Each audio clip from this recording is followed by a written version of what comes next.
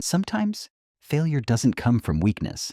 It comes from confidence, from believing the plan is so well designed, so carefully thought through, that it no longer needs to change. In the world of startups, this kind of certainty can be deadly. Quibi was launched with everything founders dream of: money, talent, attention, and timing that seemed perfect. And yet, within months, it vanished. Not because it lacked innovation, but because one decision quietly shaped everything that followed. In early 2020, Quibi entered the world looking unstoppable.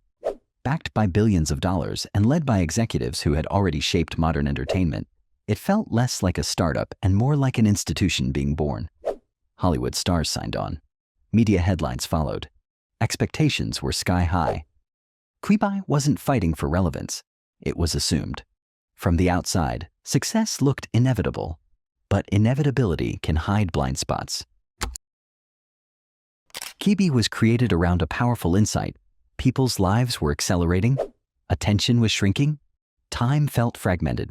So entertainment needed to evolve. Short-form, high-quality video designed specifically for mobile viewing. Episodes measured in minutes, not hours. This wasn't casual content. It was cinematic storytelling, reimagined for a phone screen. Quibi believed it wasn't competing with traditional streaming services. It believed it was inventing a new category altogether.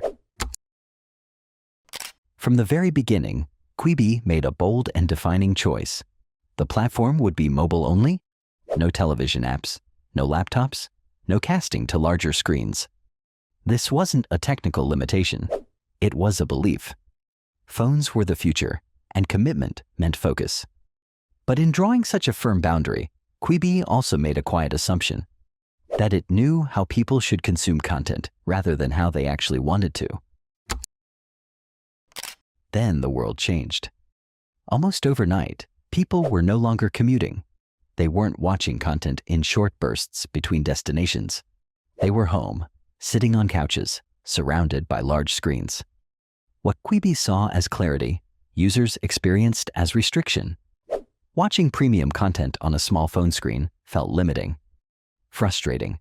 The product worked exactly as designed, but the world it was designed for had disappeared. In technology, that mismatch can be fatal. Quibi had no shortage of talent or production quality. The content was polished, expensive, and professionally crafted. But content doesn't live alone. It lives inside habits. Netflix succeeded because it fit seamlessly into existing routines.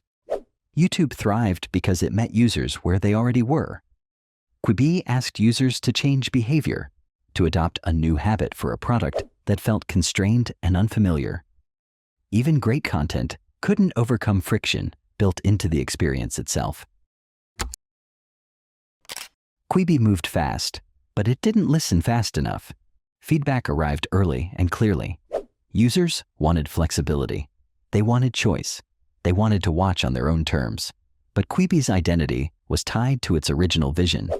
The technology, the branding, the deals, all built around one assumption: changing course would mean questioning the foundation. So the company stayed committed. And with every passing week, the gap between Quibi and its audience grew wider. Less than a year after launch, Quibi shut down. Not because short-form video failed, not because the market didn't exist, but because the product demanded obedience instead of adaptation. One wrong decision, made early and defended too long, shaped everything that followed. Quibi didn't lose to competitors. It lost alignment with reality. Quibi's story is a reminder that technology doesn't win by being right in theory. It wins by fitting into real human lives. Vision matters, but flexibility matters more. And the most dangerous moment for any startup is believing that its first answer must also be its final one. If you found this story insightful, take a moment to like the video. It helps more people discover thoughtful stories like this. And if you enjoy cinematic deep dives into startups, technology, and the lessons hidden inside failure, subscribe to the channel. There are many more stories waiting to be told.